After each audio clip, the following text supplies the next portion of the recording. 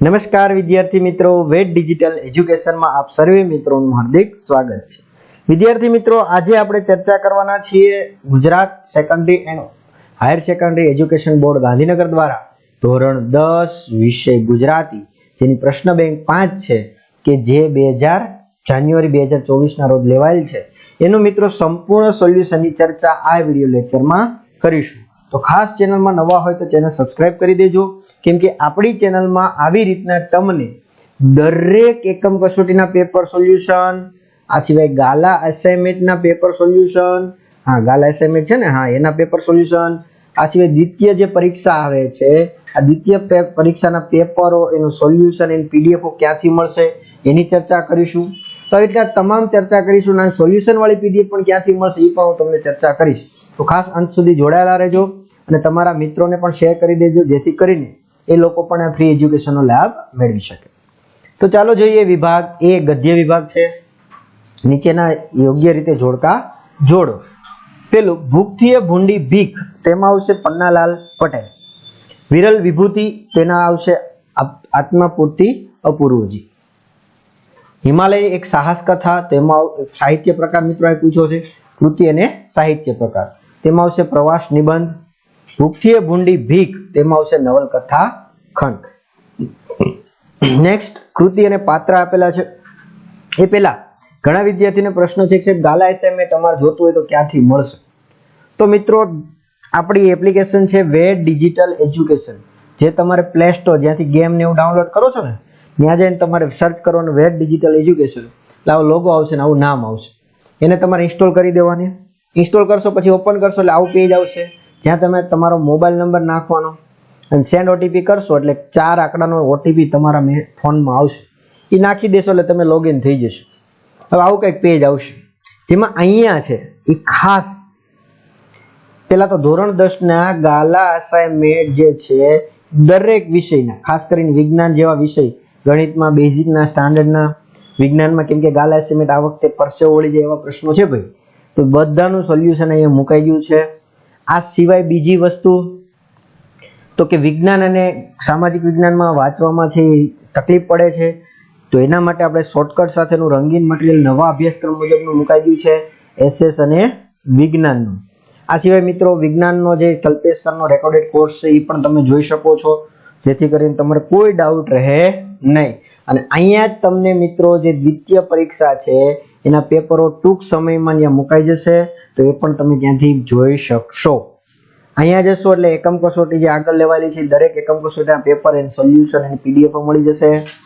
અહીંયા જશો એટલે ધોરણ વાઇઝ લિસ્ટ આવશે, એમાં જે ધોરણમાં તમારે માહિતી જોતી પર ક્લિક કરશો એટલે એના વિષય ખુલશે, જે વિષયમાં જોવું એની પર ક્લિક કરશો એટલે એના પાઠ આવશે, પાઠ ઉપર ક્લિક કરો એટલે પાઠની સમજૂતી, સ્વાધ્યાય, આવું કોઈ એક્સ્ટ્રા મટીરિયલ હોય તો એ, ગાલા સ્વાધ્યાય પોથી, તો તમામ મટીરિયલ મિત્રો મૂકવામાં આવશે જે તમને ખૂબ જ ઉપયોગી બનશે।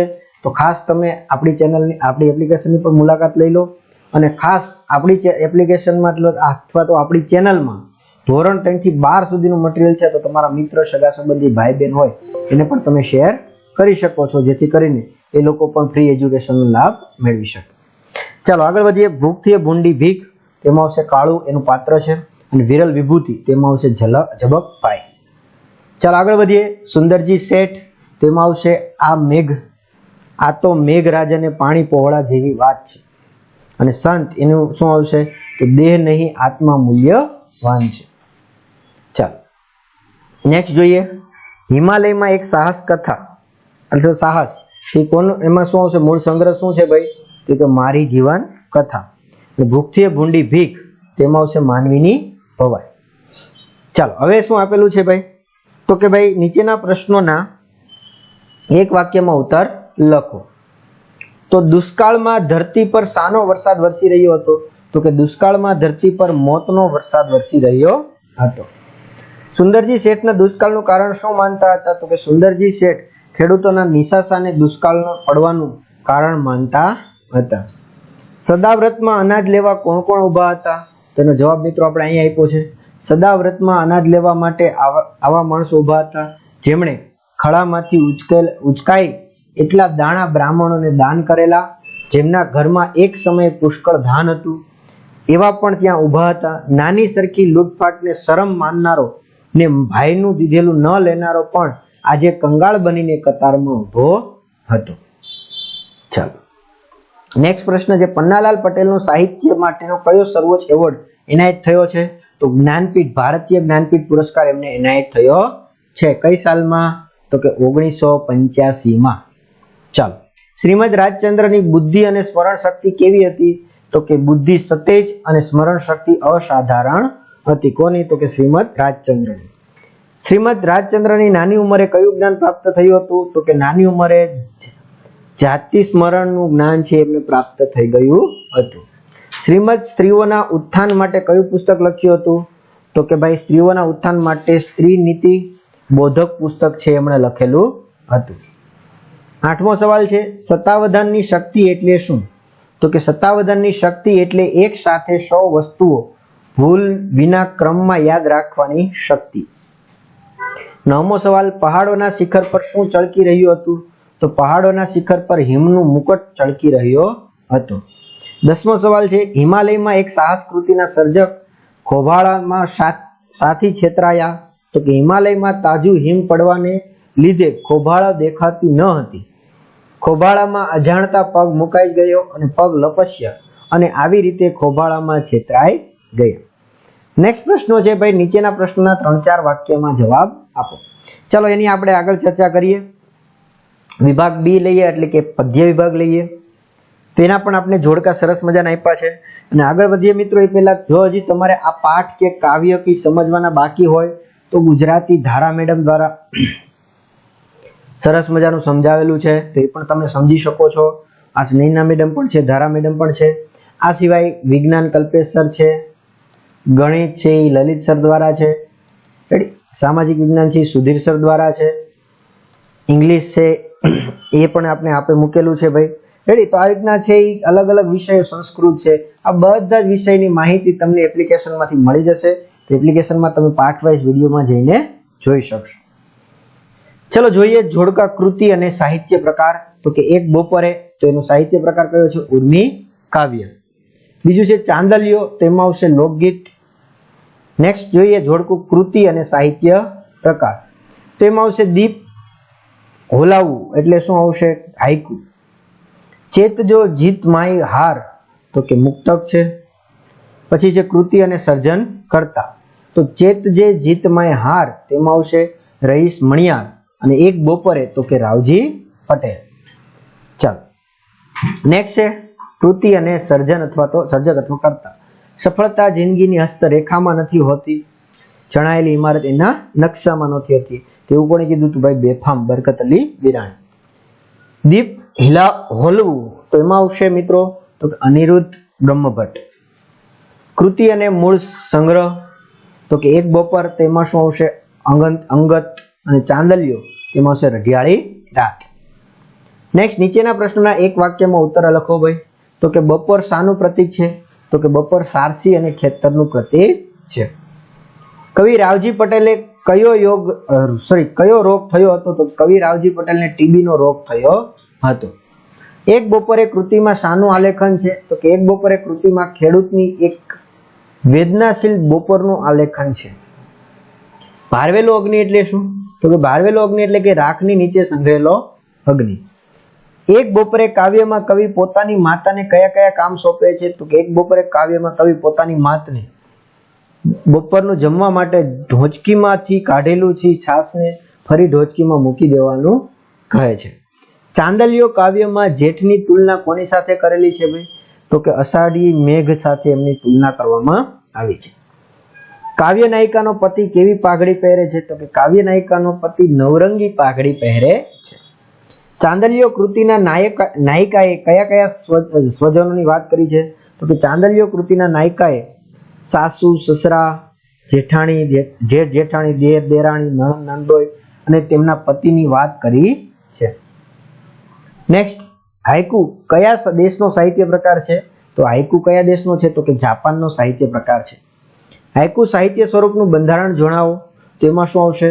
તો કે 17 અક્ષર અને 3 પંક્તિઓ એનું બંધારણ છે. કવિની દ્રષ્ટિએ ભારવાળો મુગટ એટલે શું? તો કવિની દ્રષ્ટિએ ભારવાળો મુગટ એટલે જવાબદારી વાળો મુગટ. બેફામનું મૂળ નામ તો કે મેં તમને આગળ જ કીધું કે બરકત અલી વિરાણી. બીજા મુક્તકમાં શાનો મહિમા વ્યક્ત કર્યો છે? તો કે બીજા મુક્તકમાં કર્મનો અને પુરુષાર્થનો મહિમા વ્યક્ત કર્યો છે. નેક્સ્ટ આગળ પ્રશ્ન, મોટા પ્રશ્નોની ચર્ચા આપણે આગળ કરીએ 3-4 વાક્યના. પહેલા વ્યાકરણ વિભાગની ચર્ચા કરીએ. તો વ્યાકરણ વિભાગમાં મિત્રો નીચેના અલંકારો ઓળખો ભાઈ. તો કે વર્ષા તમારી રાહ જુએ છે. તો વર્ષા એટલે વરસાદ પણ થશે અને વરસાદ એટલે વર્ષા એટલે છોકરીનું નામ પણ થશે, એટલે કયું થશે? શ્લેષ. કામિની કોકિલ કેરી કુંજન કરે. તો કે વર્ણાનુપ્રાસ.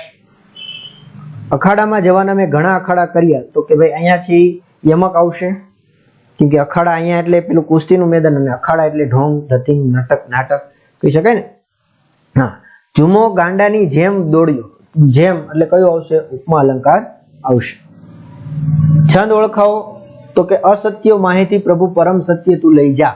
તો અસત્યો મિત્રો એટલે આ છે 17 અક્ષરની પંક્તિ છે અને એનું બંધારણ છે તમે સોલ્વ આઉટ કરશો એટલે કયું આવશે? શીખરીણી આવશે. રેડી? હા, ચાલો. રે પંખીડા સુખેથી ચણજો ગીતવા કઈ ગાજો. તો રે પંખીડા એટલે કે અહીંયા શું આવશે? મંદાક્રાંતા. કેમ કે 17 અક્ષર છે પણ જો અહીંયા સરખા અક્ષર નથી, લઘુગુરુ અલગ અલગ છે અને અહીંયા પણ છે લઘુગુરુ અલગ અલગ છે એટલે મંદાક્રાંતા જવાબ આવશે. સાંભળી શિયાળ બોલ્યું દાખે દલપત રામ, અન્યનું તો એક વાકું આપના તો ઢાર છે. તો આમાં કયું આવશે? મનહર છંદ આવશે. અને આમ બી મિત્રો દલપત રામની ઘણી ખરી રચનાઓ મનહર છંદમાં જ છે. કરતા ઝાડ કરોળિયા ભોય પડી ગભરાય, વણ તૂટેલ તાતણી ઉપર ચડતા જાય, ચડવા જાય. તો એમાં આવશે મિત્રો આ છે માત્રામેળ છંદ છે, દોહરો છંદ છે. કયો છે? માત્રામેળ, જેની 13 + 11 એટલે પ્રથમ ચરણમાં 13 માત્રા હોય, બીજા ચરણમાં કેટલી હોય? 11 માત્રા. અમારા એ દાદા વિપુલ વનના ઝુંડ સરખા. તો અમારા એ દાદા 17 અક્ષરનું છે, સેમ પેલી પંક્તિ જેવું છે એટલે શીખરીણી છે એ બંધારણ આવશે. ચાલો, નીચેના છંદના બંધારણ જણાવો. તો અનુષ્ટુપ છંદ. તો કે દરેક ચરણમાં 8 અક્ષર હોય. એમ ટોટલ કેટલા ચરણ હોય? તો કે 4. તો કે 8 ચોક 32 ટોટલ અક્ષર હોય. કેટલા? 32. શીખરીણી છંદ. તો કે યમન સભ લગા. ચોપાઈ છંદ. તો કે દરેક ચરણમાં 15 માત્રા હોય અને આવા કેટલા ચરણ હોય? 4 ચરણ હોય. મંદાક્રાંતા છંદમાં મભન તત ગાગા. એટલે બંધારણ શું થશે? મભન તત ગાગા. અને છેલ્લે દોહરો. તો કે હમણાં જ આપણે ચર્ચા કરી, પહેલા અને ત્રીજા ચરણમાં 13 માત્રા અને બીજા અને ચોથા ચરણમાં કેટલી માત્રા હોય? 11 માત્રા હોય. નેક્સ્ટ અર્થગ્રહણ છે, લેખન છે કે જેમાં તમારે શું કરવાનું છે વિભાગ ડી માં?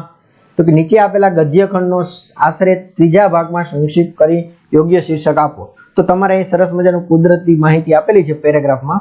તમારે એનો ત્રીજો ભાગ, હવે આવું તો બધાને બહુ આવડે છે, રેડી? હા, ત્રીજો ભાગ કરી દેવાનો.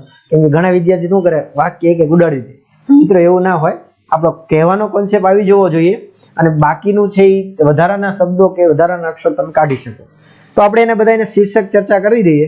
તો કે જે પ્રકૃતિનું મહત્વ અથવા તો કુદરતી સૌંદર્ય, તમે કોઈ પણ શીર્ષક આપી શકો છો. ચાલો, બીજું એવું જ પણ સરસ મજાનું આપણે આપેલું છે સંવેદનશીલ વ્યક્તિનું હૃદયની એનું બધું માહિતી છે. તો એમાં આપણો કયો શીર્ષક આવશે? મિત્રો આ તમે તમારી જાતે પણ લખી શકો છો, એટલા માટે આપણે ત્રીજા ભાગમાં નથી કરેલું, પણ હૃદયની સંવેદનશીલતા એનું શીર્ષક આવશે. સરસ મજાનું આપ્યું છે. કોઈ માણસ ઉંમર મોટી હોય તો પણ તેને ઘરડો કહીએ છીએ. તો કે અનુભવની ચાવી ઘરડા. નેક્સ્ટ કુદરતી માણસનું જીવનને બક્ષે છે. તો એના પર આવશે જીવનમાં સંસ્કૃતિનું મહત્વ, સંસ્કૃતિ એ જ સ્વર્ગ. અને છેલ્લે છે સરસ મજાનો રવિશંકર મહારાજનો આપેલો છે પેરેગ્રાફ, તો વાંચી લેજો તમે. માનવીની વૈભવશીલ વિલાસની ભૂખ અને વૈભવ વિલાસની લાલચ. તો આ રીતના આપણા છે પ્રશ્ન બેંકના સોલ્યુશન ચર્ચા કરી. હવે મોટા પ્રશ્નો છે એની ચર્ચા તો કે મિત્રો આપણે જે સ્વાધ્યાય સોલ્યુશન પાર્ટનું મૂકેલું છે એમાં પણ આવી ગયા છે ને આગળ આપણે એક મોડલ પેપર પણ મૂક્યું હતું, તો એમાં પણ આ બધા પ્રશ્નો આવી ગયા છે મોટા. તો ત્યાંથી તમે સોલ્વ આઉટ કરી શકો છો, તો જવાબ ત્યાંથી મેળવી શકો છો. જો મિત્રો હજી તમારે એક કામ કરો, તમને આ સોલ્યુશનની પીડીએફ પણ આખી આપી દઈશ, જેથી કરીને તમને ઇઝીલી ખ્યાલ આવે તો ઇઝીલી મળી રહે. તો ક્યાંથી મળશે આ સોલ્યુશનની પીડીએફ? તો મેં તમને અગાઉ જણાવ્યું એમ એક્ઝામ પેપરમાં જશો તો ત્યાંથી તમને પીડીએફ મળશે અને ખાસ ગાલા એસાઇનમેન્ટ પેઇડ કોર્સમાંથી મળી જશે. આ સિવાય દ્વિતીય પરીક્ષાના પેપર પણ મળશે, વિજ્ઞાન સામાજિક વિજ્ઞાનનું મટીરિયલ પણ ત્યાંથી તમને મળી જશે. બધું જ તમે ત્યાં જઈને મેળવી શકો છો, તમારા મિત્રોને શેર કરી શકો છો. તો આ વિડીયોમાં આપણે અહીં સુધી રાખીએ. Thank you. જય હિન્દ, જય ભારત. અસ્તુ.